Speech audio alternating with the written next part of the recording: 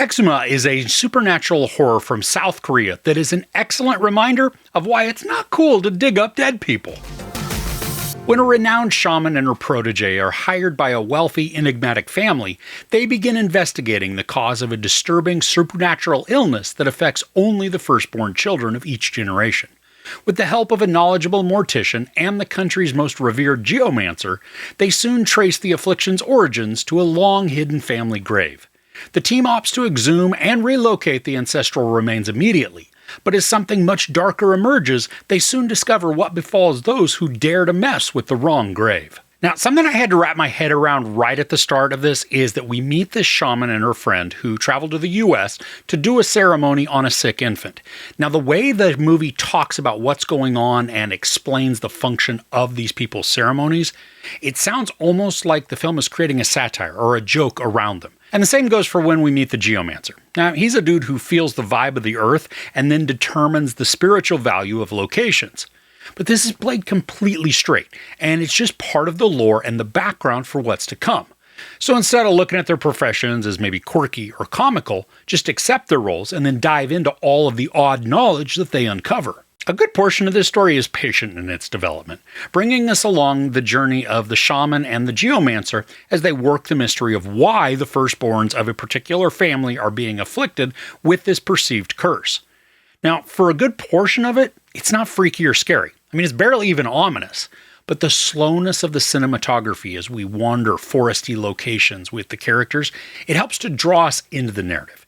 And even though they're not deeply developed, I was still engaged with the shaman, her sidekick, the geomancer, and the mortician. Kind of sounds like the start of a joke, right? A shaman, sidekick, geomancer, and mortician all walk into a forest. All right, and enough of the nonsense. But as they trace through areas in search of a hidden grave, a sense of loneliness just envelops the tone. The forest, it's not dreadful or even dark and misty. It's just a regular forest. But it's all in how these elements begin to add to one another. And really, just the vibe we get from the combo of the looks from the characters, the unknown dread that might be found, and then the tucked away location, these layered together build a uniform sense that something is not quite right and it's looming around. And then, once we've been drawn into the search and the mystery, we're given glimpses of just unsettling imagery that doesn't totally make sense, but is effective in making the experience uncomfortable. Like, for example, when you see a snake, pay attention. The image, it's super fast and barely visible, but it is a creatively gnarly visual. And then we get to the last half of the film, and this is when all kinds of nastiness begins to unfurl. The imagery we're shown becomes very distressing, and because of the supernatural element, the story is able to create villains and complexities that become violent and dreadful. And they may sit a bit in the fantastical, but still, these elements work within the world that the plot has already established. And we're talking extra tall beings, flying flames that look like if a Death Eater was darting around covered in fire, and then shadowy reflections that are certainly not okay. I don't think this is an overly scary movie, but the tenor of the film, it is unsettling and disturbing. Now, a couple of the actors in this you might recognize, or at least have seen them before. Min-sik plays the geomancer, and if that name doesn't ring a bell, he played Dae-soo in Old Boy. And he's obviously aged in the 20 years since, but he still has a wonderful presence, bringing propriety, reserve, humbleness to his character. And that's needed because his trepidation helps to set the stage for a lot of the unease. I mean, he has to have reverence for the graves and the locations as required by his skills, but also he's a huge stickler for tradition, which also leans heavily into superstition. So when or if any of these are ignored or broken, his personal dread grows, which then in turn can put us on edge. Lee Do-hyun is also in this, and I've seen him in several things recently, like Death's Game, Sweet Home, and The Glory. And while he's not one of the main drivers for the plot, I mean, he is the sidekick, he does have a standout moment that is physically demanding and eerie to watch. Now for me, while the supernatural violence and spookiness, they're fun to engage with, the mystery of what was causing all of that wonkiness, that was the most intriguing. The shaman and geomancer have ideas on possible causes, believing that it could be spirits who need to move on. But the level of detail that comes into play, was impressive. The story brings in historical happenings, adding a level of believability to this, but also amping up the impact of all of the brutal creepiness.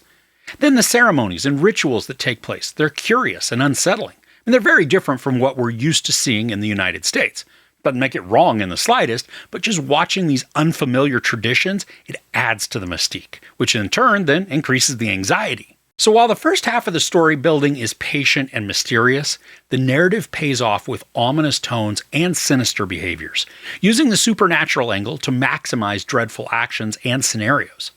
So much of this is heard, but not seen. But when we do get to see what's causing all the fuss, it's imposing and impressive, delivering chills complemented by brutal actions. The camera patiently observes characters, taking in their awe, wonder, even trepidation, unrushed and capturing their mindset accurately and effectively. This may be perceived as slowness, but in reality, it's allowing scenes to grow and emotionally envelop the audience. The inclusion of rituals and ceremonies with historical influences craft a tangible world the story exists in, not necessarily adding undeniable plausibility, but certainly introducing disturbing situations steeped in beliefs and tradition. There's no sex or nudity, some profanity, and then some gruesome violence. I give Exhuma 4 out of 5 couches. So have you seen any good supernatural horrors lately? I was surprised in a good way with both Immaculate and The First Omen. But let me know what you've watched in the comments below. If you enjoyed this review, please give it a like. Also, don't forget to share and subscribe. I'm Chris. This is Movies and Munchies. Thanks for couching with me.